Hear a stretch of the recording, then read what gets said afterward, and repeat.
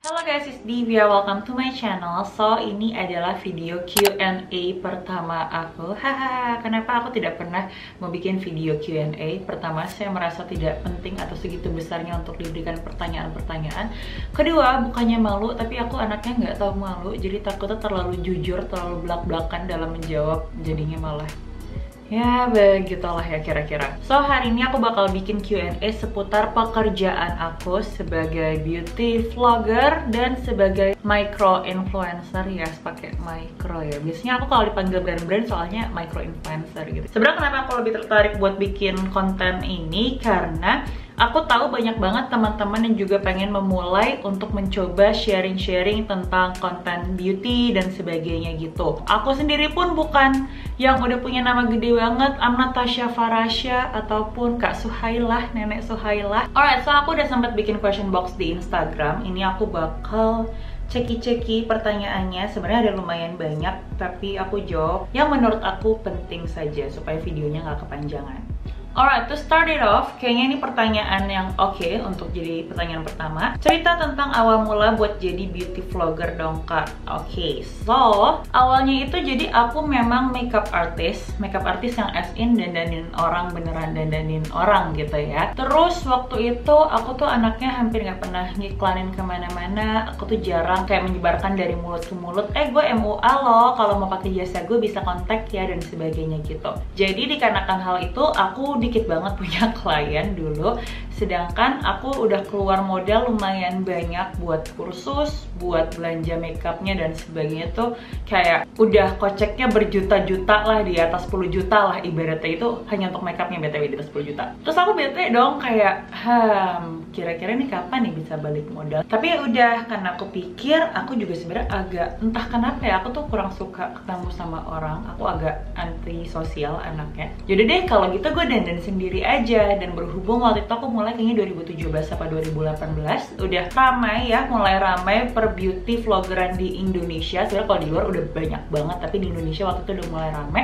Oke, so aku mulai ikutan bikin, literally hanya bermodalkan kamera HP dan alat makeup aku yang seadanya, tanpa backdrop sebagainya, tanpa lampu dan sebagainya. Well, di situ sih waktu itu aku mikir supaya aku nggak pengen nyia-nyia ini yang aku kocak udah aku keluarin buat aku mencoba terjun di industri kecantikan ini gitu loh. Dan alhamdulillah aku sendiri sebenarnya waktu itu bukan pure hanya sekedar mencari uang. Aku memang anaknya seneng makeup, jadi aku tahu kalau aku bikin konten sebenarnya mungkin aku nggak bakal bosen karena memang aku sendiri suka, apalagi kalau dandannya ke diri aku sendiri instead of dandanin orang yang takutnya nggak cocok, orang yang nggak suka atau gimana. Jadi ya udah, mending gue dandanin diri sendiri aja.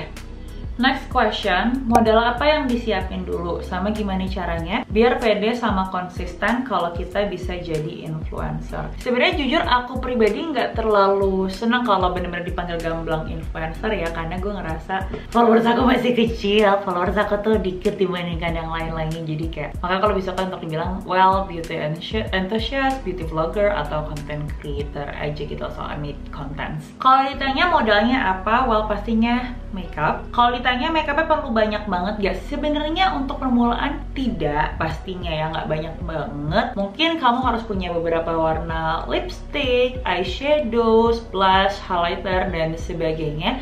Tapi kamu pandai-pandai untuk mix and match aja, karena aku juga di awal ya ampun makeup aku tuh dikit banget guys, kayak please.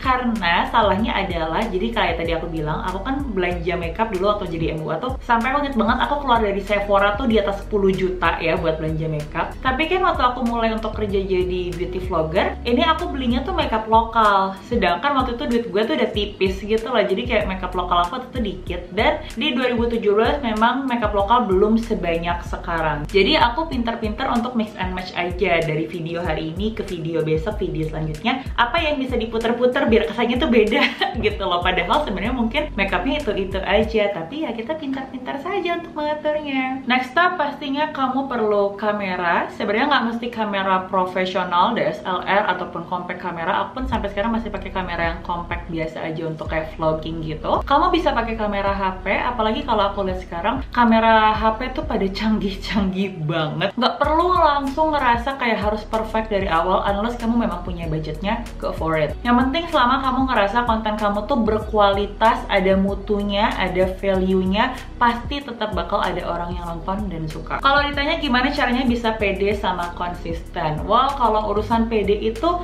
sebenarnya tidak bisa diraih hanya sekadar dari omongan orang lain ya, itu yang harus kamu raih sendiri. Tapi memang mungkin omongan orang lain bisa nge-kick atau nge-push kamu supaya jadi pede gitu loh. I mean like, if you like who you are right now, if you like what you're doing right now, pasti kamu bakal pede. Jadi kamu harus tanya ke diri kamu sendiri dulu, do I like myself gitu loh, kayak aku seneng gak ya kalau aku bikin konten gini gitu.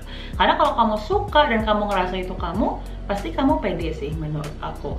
Oke, pertanyaan selanjutnya, apa turning point yang membuat Divya akhirnya dikenal banyak orang sebagai beauty vlogger? Well, ini ada banget, ada ceritanya bahkan. Jadi waktu itu aku udah ngevlog selama sekitar 5 bulanan. Dan dalam 5 bulanan itu waktu itu subscriber aku baru sekitar 1.000. Ya, kayaknya sekitar 1.000 gitu, 1.000, sekitar 1.000. Terus sampai akhirnya aku membuat video review dan swatches suatu produk yang sangat amat hype pada saat itu. Bahkan mungkin kalau kalian pengikut aku dari lama, mungkin kalian tahu aku juga dari video itu. Produknya adalah Wardah Lip Tint, Lip and Cheek Tint ya kalau nggak salah ya namanya. Itu udah berapa tahun lalu, aku juga lupa.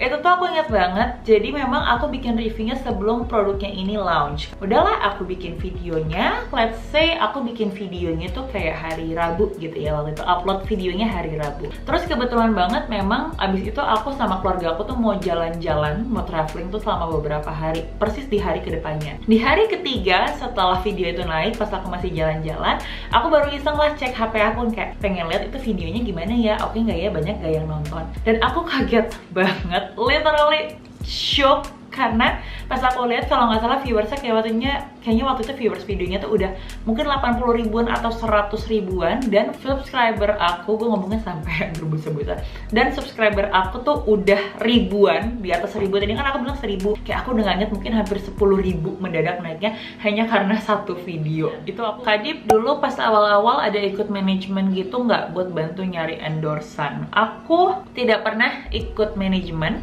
biarpun sebenarnya ada beberapa yang nawarin, even waktu aku masih di awal banget tuh udah ada yang nawarin, tapi aku nggak mau karena sebenarnya bener juga kata dia untuk bantu nyari endorsan. Mostly biasa kalau dari manajemen tuh memang udah diatur, nanti ada kerjaan ini ya. Aku berusaha untuk tidak mau diatur-atur. Aku berusaha untuk bahwa kerjaan ini tuh I am the boss, aku yang ngatur semuanya. Aku mau kerja apa, mau bikin apa, ya suka-suka gue gitu loh. Tapi kalau dibilang manajemen jelek apa enggak, ya enggak juga, pasti ada nilai plus and minusnya juga gitu loh. Mungkin kalian jadi lebih terjamin aja untuk kerjaannya, partnershipnya dan sebagainya, dan bisa jadi ada tim yang bisa ngebantu kalian buat bikin kontennya dan sebagainya. Ya terserah sih, balik lagi tergantung kepilihan kamu, konten seperti apa yang mau kamu bikin, kamu pengen jadi figur yang seperti apa juga.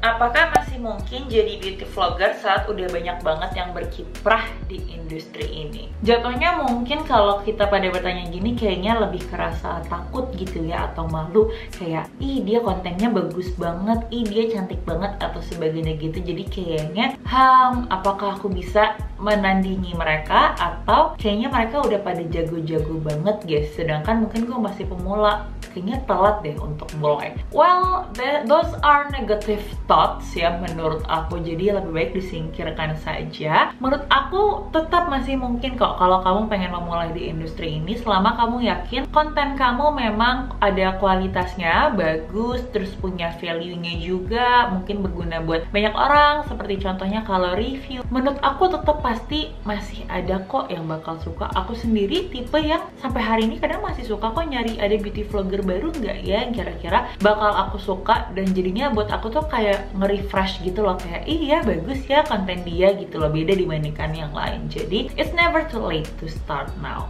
Next question, suka dukanya jadi micro influencer? Sisi, micro influencer.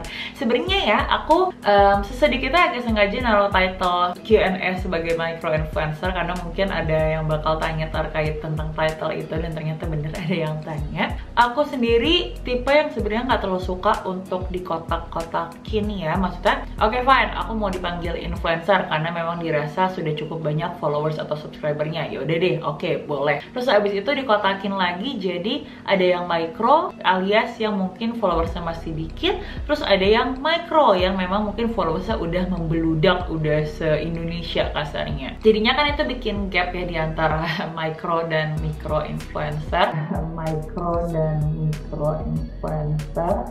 Kalau menurut aku pribadi ini kita as in title-nya beneran micro influencer ya, not just as influencer. Aku itu kadang suka dianggap rendah sama beberapa brand. Aku tidak akan menyebutkan brandnya apa BTW ya. Jadi kayak ibaratnya kalau mungkin mau ada tawaran nih partnership gitu loh. Aku tahu produk mereka bagus dan aku tahu mungkin aku bakal suka sama produknya. Tapi karena memang aku dilihat mungkin followersnya masih sedikit, oh dia pasti mau nih untuk ditawarin barter aja nih, aku kasih produknya, kamu bikin kontennya gitu. Sebenarnya itu personal ya jatuhnya ya, kadang karena kan tidak ada ikatan kerja, jadi balik lagi personal bener. Kalau aku memang sebenarnya suka sama produknya, aku terima aja. Tapi kalau aku yakin aku tidak suka produknya dan itu tidak akan membawa pengaruh baik ke konten aku, mungkin maksudnya adalah kayaknya nggak bakal hype amat deh kalau gue bikin konten ini. Kenapa harus aku terima? Itu in my case ya, kalau aku mungkin kalau buat orang lain beda gitu loh. Jadi kadang kalaupun ada yang aku bilang kayak oh ya boleh gitu deh, aku mau karena kayaknya aku bakal suka sama produknya,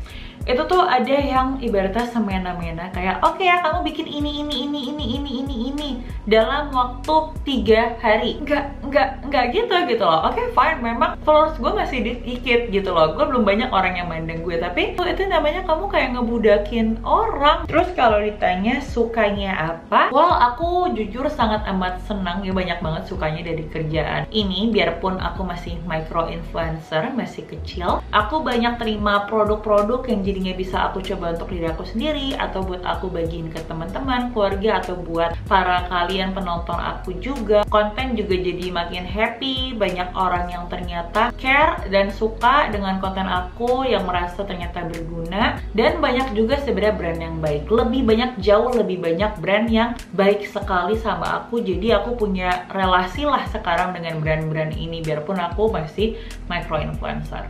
Gimana pertama kali Divia bikin price list untuk klien? Nentuin worth kamu maksudnya. Jujur sangat amat bingung untuk bikin harga, kayak harga gue berapa ya?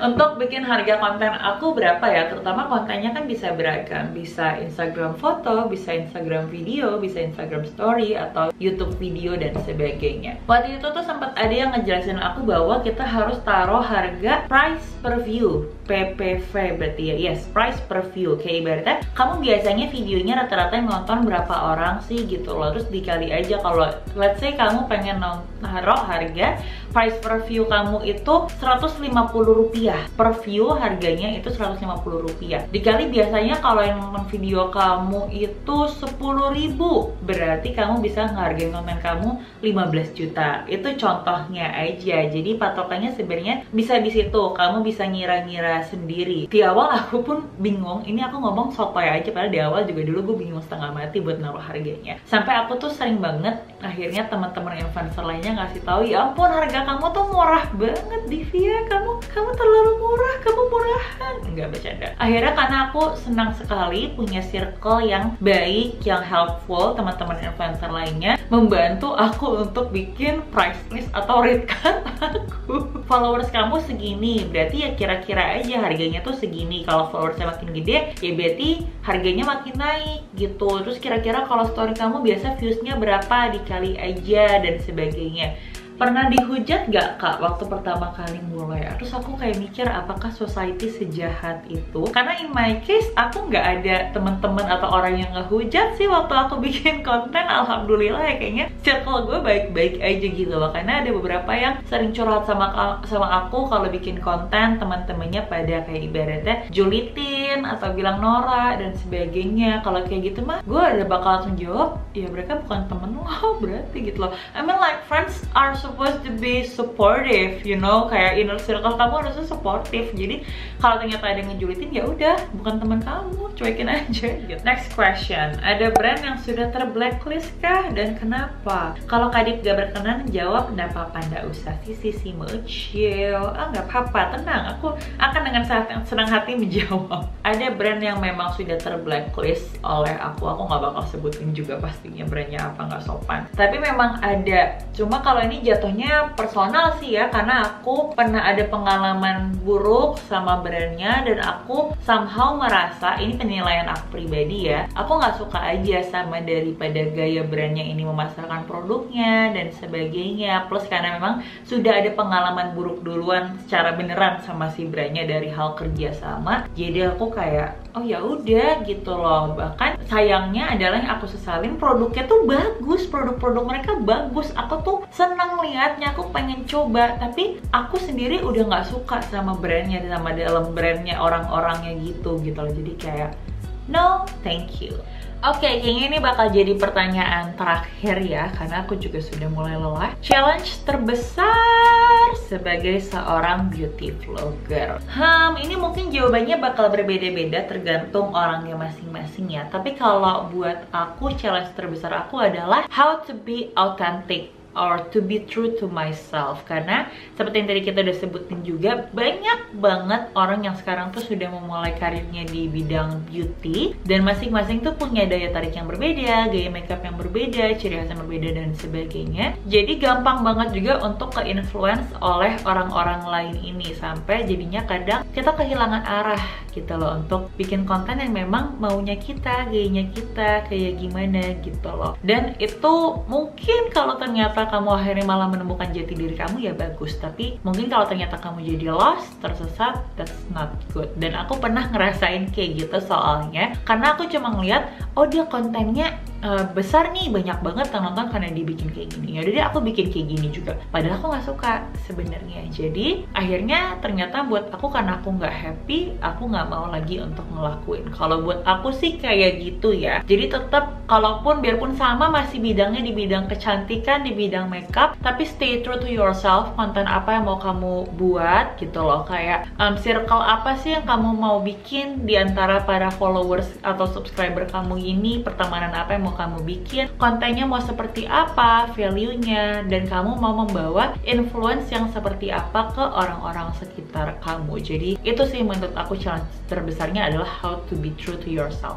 Alright guys, so that is all for today's Q&A. Semoga video ini berguna untuk kalian ya, semoga, karena ini kayaknya lebih banyak tentang gue ngebacot mungkin. Thank you guys for watching. So if you like this video, please give me a thumbs up. Kalau kalian gak mau kelewatan video selanjutnya dari aku, silahkan klik subscribe di bawah. Thank you guys for watching and I'll see you guys in my next video. Bye bye.